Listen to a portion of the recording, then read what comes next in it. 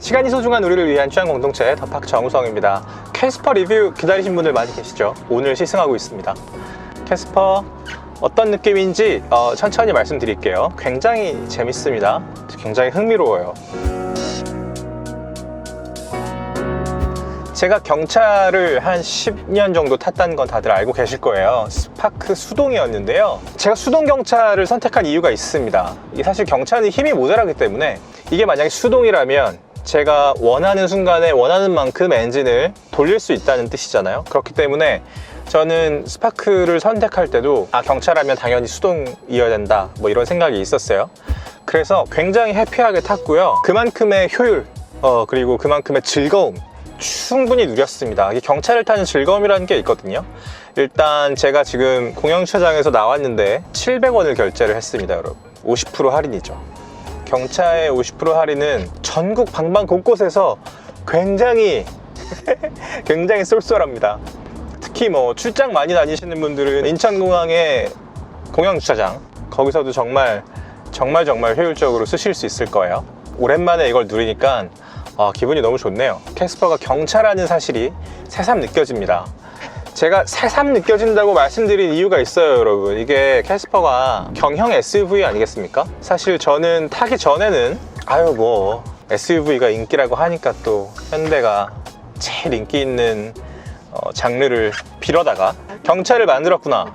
그렇게 딱히 효과는 없을 것 같은데 잘 팔릴 법한 그런 언어를 또 만들었구나, 그런 생각을 했어요. 근데 이게 경형 SUV라는 말을 붙일 법합니다. 그것은 인정하지 않을 수가 없어요. 가장 두드러지는 첫 번째 장점은요, 바로 공간감이에요. 경차의 단점 중에 하나는 이게 차체가 작기 때문에 도로에서의 존재감이 좀 미미하게 느껴진다는 겁니다. 스스로. 사실 거리에서는 차체가 작다고 해서 안 보인다, 미처 못 보고 지나갔어요, 미안합니다, 뭐 이런 상황은 아니잖아요. 하지만 운전하는 사람이 심리적으로 혹은 실제로 살짝 좀 위축될 수 있는 가능성이 좀 있긴 해요. 왜냐하면 차체가 작고 낮고 앞유리로 비치는 시야도 역시 좀 좁고 그렇기 때문에 막 막히는 도로에서 이렇게 서 있으면 약간 내 정원을 벗어난 토끼 같은 느낌이 좀 들 때가 있어요. 하지만 캐스퍼는 일단 이 앞에 있는 공간, 위 공간, 옆 공간이 굉장히 여유가 있어요. 그래서 혼자 앉아 있으면 이게 경차인데 이 정도 공간이면 나쁘지 않구나 라는 생각이 듭니다. 이게 폭이 좁잖아요. 옆에 누군가 타면 당연히 아반떼나 이런 차들이랑 비교를 하면 좁게 느껴지실 거예요. 옆 사람이 좀 가깝다는 느낌이 들죠. 하지만 그건 어쩔 수 없지 않겠습니까? 그리고 또 하나 재밌는 장면은요, 제가 앉아있을 때의 불편함이 거의 없다는 거예요. 운전석의 경우는. 뒷좌석은 조금 다릅니다. 뒷좌석은 키가 175가 넘는다, 그렇다면 편하게 앉으실 수는 있습니다만 장거리로 이동한다 그러면 좀 이렇게 조금이 쑤실 거예요. 그리고 현대가 잘하는 건 또 뭐냐면요, 이 뒷좌석의 등받이 각도 같은 거 있잖아요.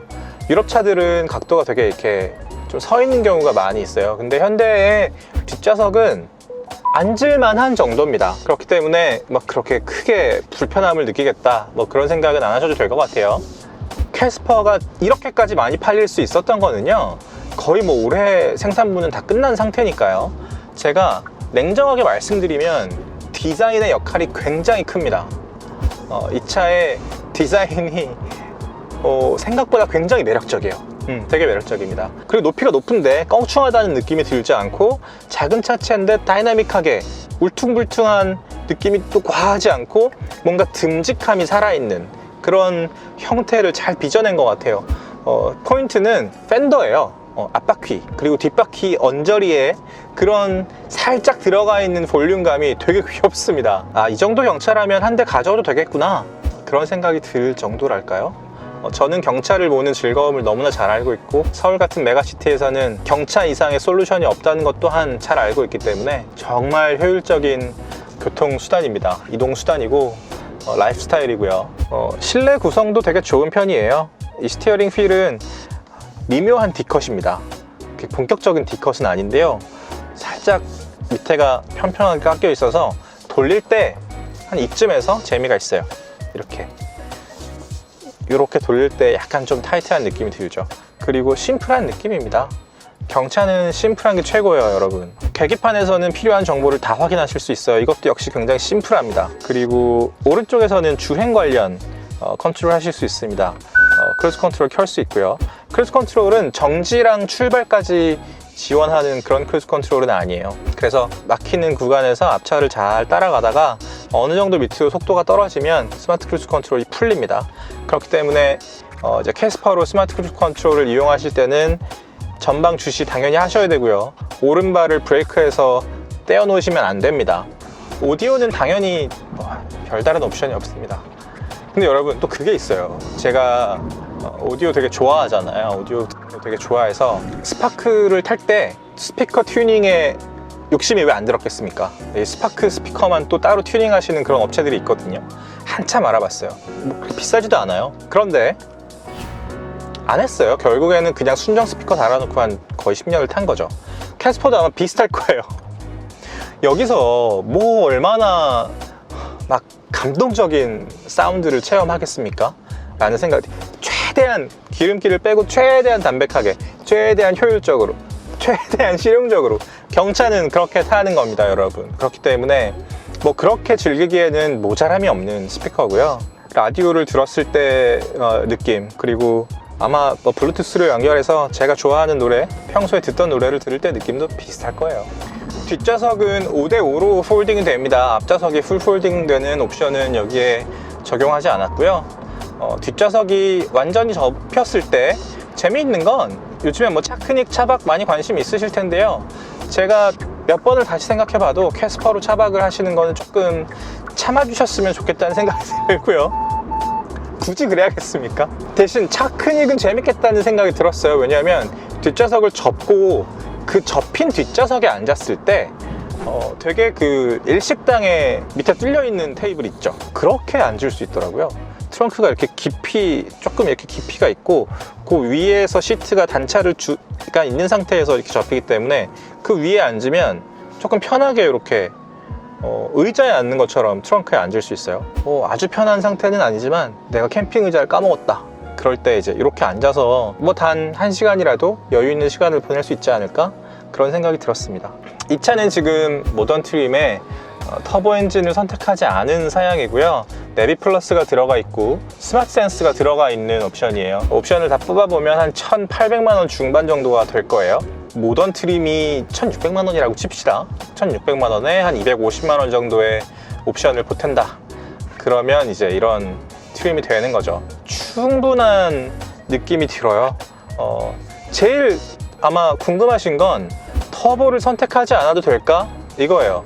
엔진이 워낙 작기 때문에 1.0L이기 때문에 터보가 있어야 되지 않을까, 뭐 그런 생각이 드실 텐데요. 결론부터 말씀드리면 운전할 만합니다. 굉장히 운전할 만해요. 사실은 터보가 있고 없고의 가속력은 차이가 많이 납니다. 여러분, 이렇게 생각해 보세요. 터보는 우리가 치고 나간다고 말을 하잖아요.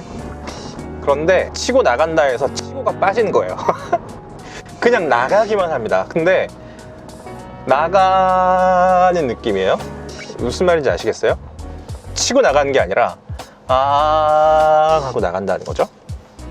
캐스퍼도 마찬가지예요. 지금 이게 터보가 없는 모델인데 가속이 필요할 때 풀악셀을 해보면 엔진이 막 힘을 내기 시작해요.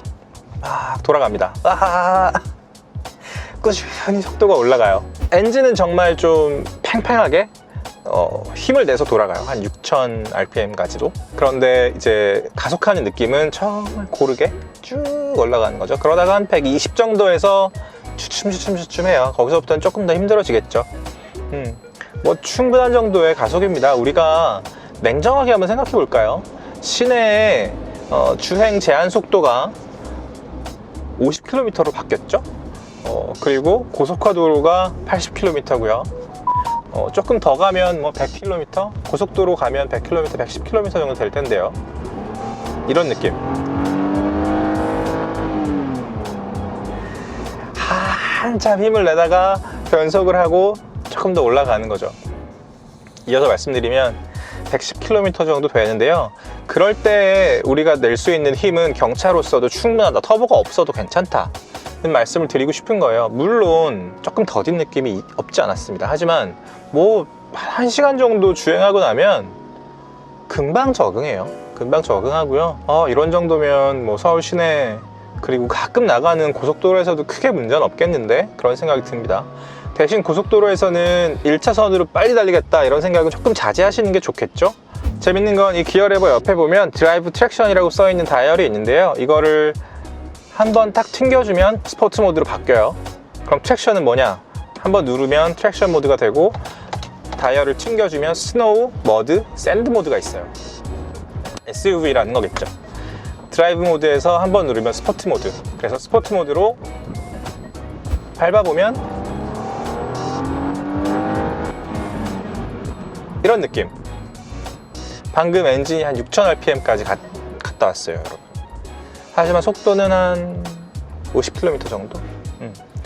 소리가 좀 더 크게 나고, 그리고 가속이 살짝 살짝 빠릿빠릿해진다, 그런 느낌입니다. 너무 많은 걸 기대해서도 안 되겠지만, 캐스퍼가 열심히 달릴 때 기특하다는 느낌 정도는 가질 수 있을 그런 정도예요. 그리고 또 하나 재밌는 거 제가 말씀드리고 싶은 게 있는데, 노멀 모드에서 달릴 때 제가 부족함이 없다고 말씀드렸잖아요. 그렇다면 스포츠 모드로 달릴 때 굉장히 빨라지느냐? 그렇진 않아요. 그렇다면 스포츠 모드가 그렇게 딱히 뭐 필요하지 않은 거 아니에요? 라고 저한테 물어보실 수 있어요. 그런데 이런 그런 재미가 있습니다. 스포츠 모드로 바꿔야겠다는 생각이 드는 순간이 온단 말이에요. 거리에서 주행을 할 때. 제가 아까 강변북로, 동부간선 뭐 이렇게 달리다가 앞차가 조금 너무 더딘 거예요. 그래서 추월을 하고 싶었습니다. 그때 스포츠 모드로 바꾸고 조금 밟았어요. 조금 밟았더니 역시나 맹렬하고 꾸준한 가속 끝에 그 차를 추월할 수 있는 충분한 속도를 확보를 하고 잘 추월을 했죠. 그런 순간이 온다는 게 되게 재밌습니다. 아기자기한 힘이랄까요? 그리고 되게 귀여운 재미? 뭐 이런 게 있어요. 캐스퍼를 조금 더 오래 시승할 수 있는 기회가 있으면 좋을 것 같은데요. 다음 기회에 한 번 더 마련을 해보기로 하고요. 오늘은 이 정도만 딱 말씀드리면 좋을 것 같습니다.